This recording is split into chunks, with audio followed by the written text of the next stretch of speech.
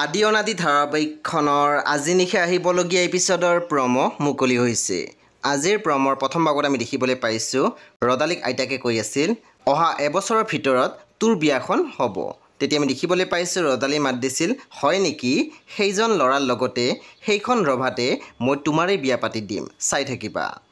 তাৰপিছতে আমি প্ৰমত দেখিবলৈ পাইছোঁ প্ৰথমে এজন ল'ৰাক মাৰিছিলে আৰু তাৰপিছতে সেই ল'ৰাজনে কৈ আছিল বেচেৰা।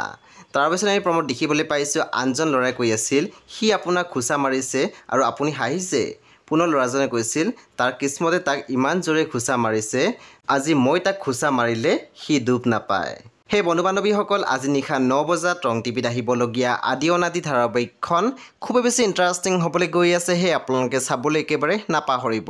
পৰৱৰ্তী আপডেটৰ বাবে আপোনালোকে মোৰ চেনেলটো ছাবস্ক্ৰাইব কৰি কাষত থকা বেল আইকন টিপি দিবলৈ একেবাৰে নাপাহৰিব আৰু প্লিজ আপোনালোকে মোৰ ভিডিঅ' এটা লাইক কৰি দিব।